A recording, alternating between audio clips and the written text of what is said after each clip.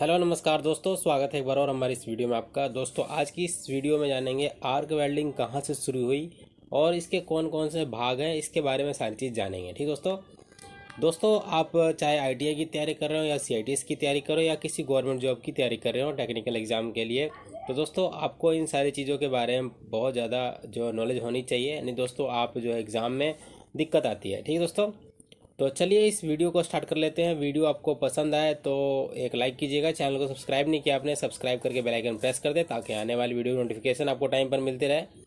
दोस्तों हमारे इस चैनल पे आपको job theory, practical, question answer सारी चीज़ प्रोवाइड की जाती है। तो आपने नहीं देखा तो वीडियो की प्लेलिस्ट चेक कर लें, वहाँ पे आपको सारी इन्फॉर्मेशन जो है मिल जाएगी। नहीं मिलती तो कमेंट बॉक्स में टॉपिक का नाम लिखिए, उस टॉपिक पे आपके लिए वीडियो बनाई जाएगी। ठीक दोस्तों, तो चलिए स्टार्ट कर लेते हैं इस वीडियो को। सबसे पहले दोस्तों देख सकते हैं आप, ये जो है आर्क वेल्डिंग का प्रयोग कब शुरू हुआ और इसकी क्या कार्य प्रणाली है, इसके बारे में हमें बताना है। ठीक है, तो जब भी दोस्तों इस प्रकार की वेल्डिंग किससे होती है, बिजली द्वारा पैदा किया जाता है। इसके इसलिए इसका प्रचलन बिजली की उत्पत्ति के बाद ही शुरू हुई। ठीक है, तो जो आर्क वेल्डिंग है बिजली से चलती है, तो बिजली की उत्पत्ति के बाद ही आर्क वेल्डिंग की खोज हुई है, ये आपको ध्यान रखना है। बिजली की आर्क की खोज सन 1801 में सर हेम्फ्री डेवी ने की थी। किसने की थी? सर हेम्फ्री डेवी ने की थी। इसके बाद इसके प्रयोग में लगातार शोध होता रहा। 1925 तक यह पूर्ण रूप से प्रयोग में होने लगा। आर्क वेल्डिंग में धातुओं को वेल्डिंग तापक्रम तक गर्म करने के लिए धातुओं तथा बिजली के इलेक्ट्रोड, जिसे वेल्डिंग रोड भी कहते हैं, इलेक्ट्रोड तथा जॉब के बीच में आर्क उत्पन्न होती है। आर्क या बिजली की फ्लेम का तापमान 3600 डिग्री से 4000 डिग्री सेल्सियस होता है। ठीक है, तो टेम्परेचर आप नोट कर लीजिएगा, 3600 डिग्री से 4000 डिग्री सेल्सियस होता है आर्क का टेम्परेचर। ये ताप धातुओं तथा इलेक्ट्रोड दोनों को पिघला देता है।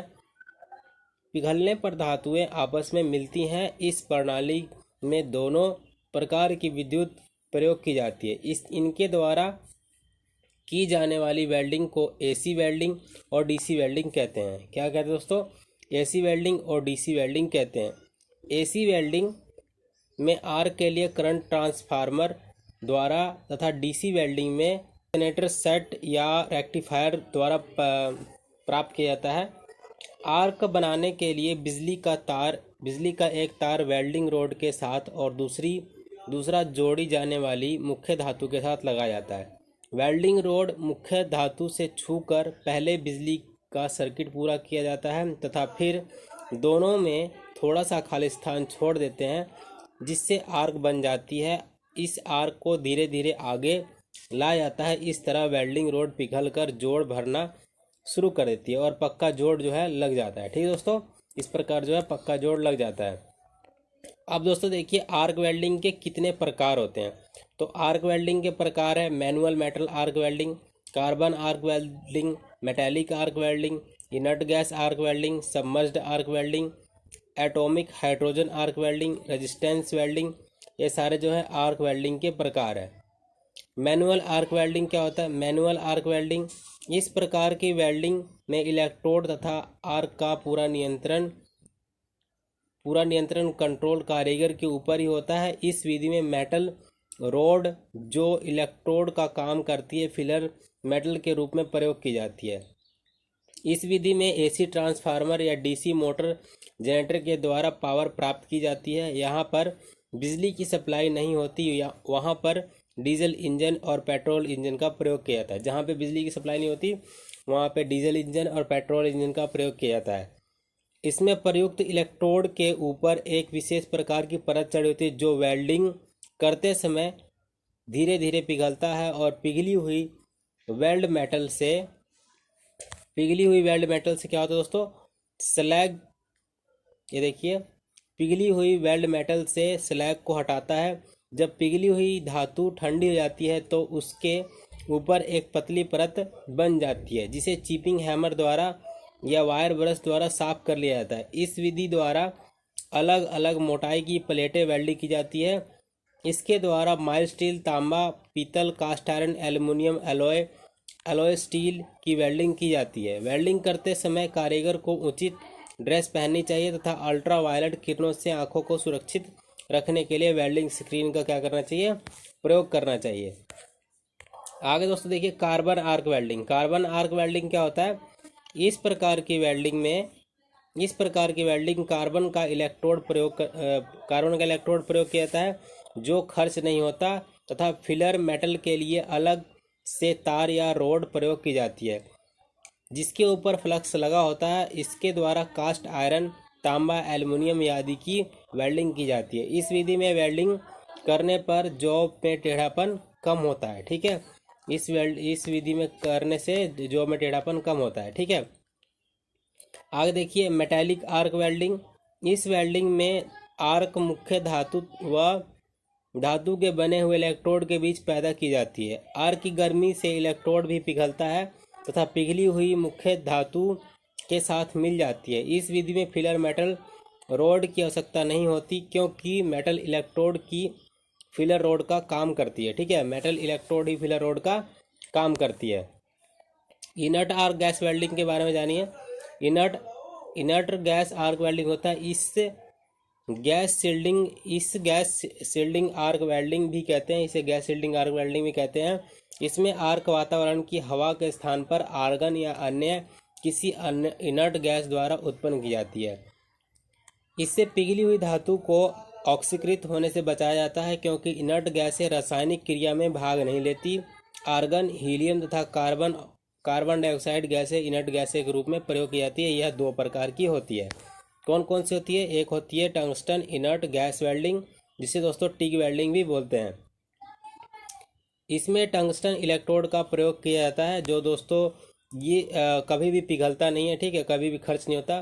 फिलर रोड का प्रयोग किया जाता है, जिसमें फ्लक्स नहीं लगा होता। इसमें आर्गन या हीलियम प्रयोग की जाती है।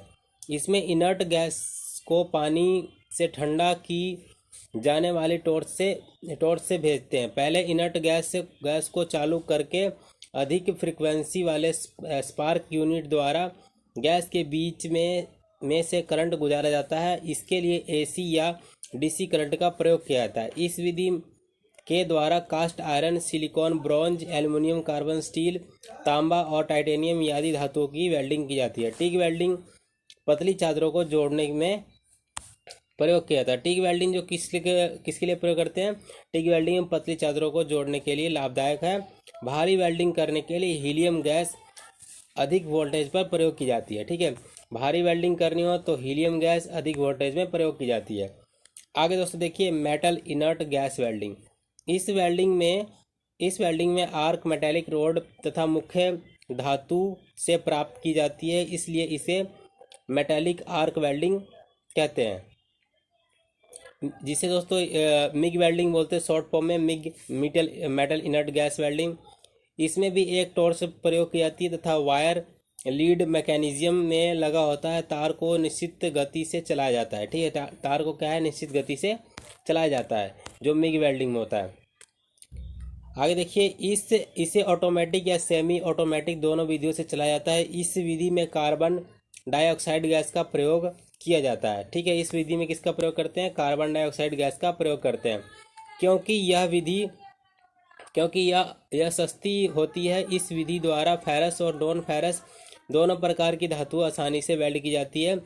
इसे वेल्डिंग में डीसी करंट प्रयोग किया जाता है, इसलिए जो है वेल्डिंग में डीसी करंट प्रयोग किया जाता है। सबमर्ज्ड आर्क वेल्डिंग देखिए, इस प्रकार की वेल्डिंग मैनुअल आर्क वेल्डिंग की तरह होती है। इसमें फिलर मेटल तार के रूप में प्रयोग किया जाता है। इसमें लेप नहीं होता, इसमें अलग से फ्लक्स प्रयोग किया जाता है। तार को फीड या ऑटोमेटिक या सेमी ऑटोमेटिक विधि से दी जाती है। इसमें फिलर वायर की गति जो है बदली जा सकती है। इस वेल्डिंग में कई बार आर्क जॉब के साथ चलती है और कुछ वेल्डिंग मशीनों में आर्क स्थिर रहती है, जबकि जॉब आर्क के पास से निकलती है। इस विधि द्वारा स्टील की मोटी प्लेटें तथा स्टेनलेस स्टील को वेल्ड किया जाता है। पाइप के जोड़ भी इस विधि द्वारा तैयार किया जाता है। पाइप के जोड़ भी इस विधि द्वारा तैयार किए जाते हैं। आगे देखिए एटॉमिक हाइड्रोजन आर्क वेल्डिंग। इस प्रकार की वेल्डिंग में मुख्यतः धातु की टर्मिनल नहीं बनती तथा आर्क को दो इलेक्ट्रोड के बीच में बनती है, इसलिए जॉब विद्युत सर्किट से बाहर रहती है, अर्थात आर्क द्वारा सीधे जॉब को गर्म किया जाता है। इलेक्ट्रोड में एसी सिंगल फेस करंट गुजार कर आर्क पैदा की जाती है। दोनों इलेक्ट्रोड कोन पर झुके होते हैं। इसमें हाइड्रोजन गैस एक सिलेंडर में से लेकर आर्क के पीछे से गुजारी जाती है। इस कारण हाइड्रोजन में बदल जाती है, परंतु आर्क में से निकलने वाली कुछ ठंडी होने पर अपनी परमाणु अवस्था में से स्थायी अवस्था में मोनोकुलर फॉर्म में आ जाती है। स्थायी अवस्था में आने पर लगभग 5000 डिग्री सेल्सियस तापमान पर पहुंच जाती है। हाइड्रोजन होने के कारण धातु का ऑक्साइड नहीं बनता तथा मजबूत लगता है। इसके द्वारा मोटी प्लेटें थिक प्लेट और हार्ड धातु यानी हार्ड मेटल आसानी से वेल्ड किए जाते हैं। ठीक दोस्तों, ये इस प्रकार ये डायग्राम है एटॉमिक हाइड्रोजन वेल्डिंग का, ये डायग्राम है। रेजिस्टेंस वेल्डिंग देखिए, रेजिस्टेंस वेल्डिंग क्या होता है। रेजिस्टेंस वेल्डिंग इस प्रकार की वेल्डिंग में एक शक्तिशाली विद्युत धारा का प्रभाव वेल्ड होने वाली धातुओं में से गुजर जाता है। जिसके कारण यह शीघ्र ही प्लास्टिक अवस्था तक गर्म हो जाती है। इसके बाद दोनों भागों को आपस में जोड़ दिया जाता है। करंट की वोल्टेज कम तथा एम्पीरेज अधिक बढ़ाने के लिए यह करंट स्टेप डाउन ट्रांसफार्मर से लिया जाता है। दबाव किसी मैकेनिकल या हाइड्रोलिक विधि से डाला जाता है। दबाव किसी हाइड्रोलिक या मैकेनिकल विधि से डाला जाता है। ठीक है, आगे देखिए शील्डिंग मेटल आर्क वेल्डिंग और शील्डिंग कैसे प्राप्त की जाती है। शील्डिंग मेटल आर्क वेल्डिंग में प्रयुक्त 3 वेरिएबल लिखो। ठीक है, 3 वेरिएबल लिखना है। तो शील्डिंग प्राप्त करने के लिए स्टील के सिलेंडर में फ्लो मीटर तथा सिंगल स्टेज रेगुलेटर या डबल स्टेज रेगुलेटर लगाकर प्राप्त की जाती है। साधारणतः गैस नोजल को जॉब की सतह पर 50 मिलीमीटर की दूरी से अधिक नहीं रखना चाहिए। तार का गन से बाहर निकला हुआ सिरा लगभग 25 मिलीमीटर तक ही रखना चाहिए। इसे वायर आउट भी कहते हैं। इसमें अधिक की दूरी रखने पर इनर्ट गैस से बेस मेटल के साथ शील्डिंग नहीं बनाती। शील्डिंग मेटल आर्क वेल्डिंग प्रक्रिया में शील्डिंग गैस को एक विशेष प्रकार के सिलेंडर में बड़ी बड़ी कंपनियों से ऑर्डर देकर मंगाया जाता है। यह एक मजबूत यानी सॉलिड ड्रोन स्टील में बहुत ही उच्च दबाव पर भरे जाते हैं, जिसमें विशेष प्रकार के कोक पाउडर, लकड़ी का कोयला आदि भरा होता है। इसे पोरोसिटी युक्त पदार्थ को भरने के लिए हम बिना किसी डर के इनर्ट गैस को सिलेंडर में स्टोर कर सकते हैं। अच्छी शील्डिंग प्राप्त करने के लिए हीलियम गैस को छोड़कर बाकी इनर्ट गैसें जैसे CO2 और आर्गन का प्रयोग किया जाता है। हीलियम गैस भी इनर्ट गैस है, लेकिन हल्की होने के कारण ऊपर उड़ जाती है, जिससे सही शील्डिंग बनाना कठिन होता है और मेटल अधिक ऑक्सीकृत होने की ज़्यादा संभावना होती है। शील्डिंग मेटल आर्क वेल्डिंग में 3 वेरिएबल जैसे हीलियम, CO2 और आर्गन गैसें प्रयुक्त होती है। ठीक दोस्तों, आगे दोस्तों देखिए गैस टंगस्टन आर्क वेल्डिंग प्रक्रिया और गैस मेटल आर्क वेल्डिंग प्रक्रिया में मूल जो अंतर है उसकी व्याख्या करें। तो दोस्तों गैस टंगस्टन और आर्क वेल्डिंग में क्या अंतर है देखिए। इसमें आर्क बाह्य आयु के स्थान पर आर्गन या किसी अन्य इनर्ट गैस के माध्यम से उत्पन्न की जाती है। इसके लिए आर्गन, हीलियम तथा कार्बन डाइऑक्साइड गैसें इनर्ट गैस के रूप में प्रयोग की जाती है। यदि आर्क मेटेलिक रोड तथा मुख्य धातु से उत्पन्न की जाए तो मेटेलिक इनर्ट गैस वेल्डिंग या मिग वेल्डिंग कहते हैं। यह मेटेलिक रोड के स्थान पर टंगस्टन इलेक्ट्रोड प्रयोग की जाती है। इस विधि को गैस टंगस्टन आर्क वेल्डिंग कहते हैं।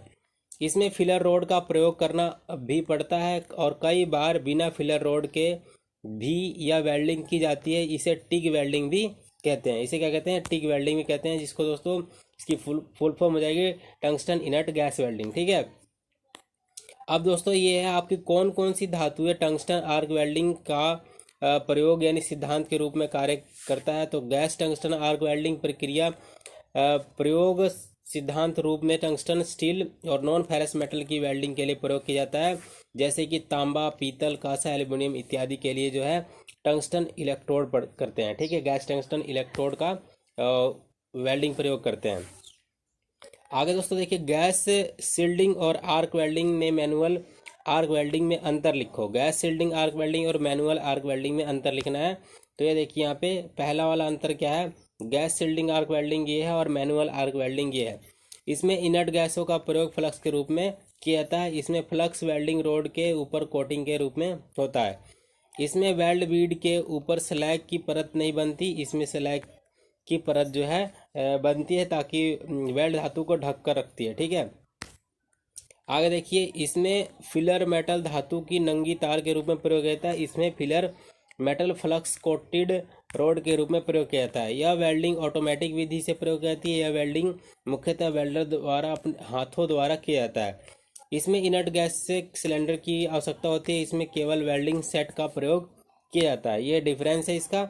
और छठा पॉइंट देखिए, इसके द्वारा हर प्रकार की धातु की वेल्डिंग की जाती है। इसके द्वारा मुख्यतः फेरस धातु की वेल्डिंग की जाती है। यह महंगी होती है और यह सस्ती विधि है। तो दोस्तों आज मैंने आपको करा दिया आर्क वेल्डिंग के सारे जो पार्ट्स हैं, और कुछ और भी दोस्तों मिग वेल्डिंग, टिक वेल्डिंग के बारे में बताया आपको। तो कैसी लगी ये वीडियो पसंद आई तो एक लाइक कीजिएगा। चैनल को सब्सक्राइब नहीं किया आपने, सब्सक्राइब करके बेल आइकन प्रेस कर दें, ताकि आने वाली वीडियो की नोटिफिकेशन आपको टाइम पर मिलती रहे। ठीक है दोस्तों, मिलते हैं अगली वीडियो में। Thanks for watching.